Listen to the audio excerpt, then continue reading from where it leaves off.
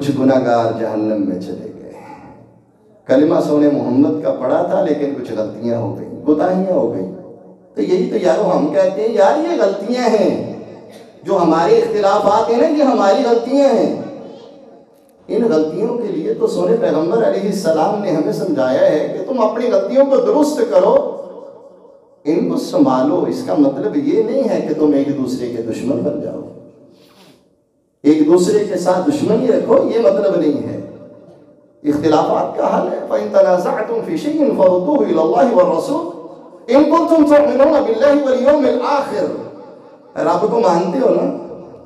تم بھی مانتے ہیں رب کو، رسول کو مانتے ہیں، آخرت کو مانتے ہیں؟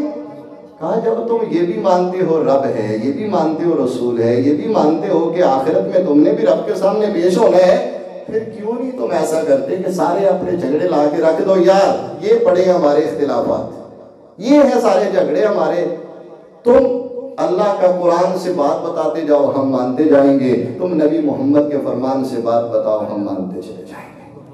اور اللہ کی قسم کھا کے کہتا ہوں یہ دعویٰ میرے سلف نے کیا ہے، آج وہی دعویٰ ہم کرنے جا رہے ہیں۔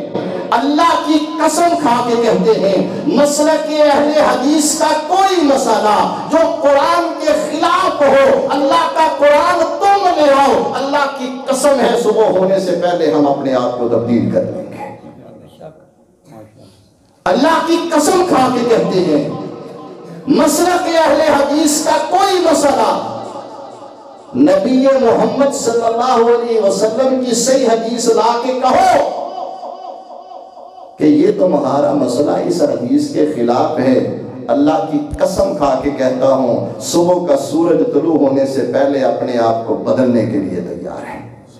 اور یہی دعوت ہم آپ کو دیتے ہیں فَإِن تَنَازَعْتُمْ فِي شَيْءٍ فَرُدُّوهُ إِلَى اللَّهِ وَالرَّسُولِ۔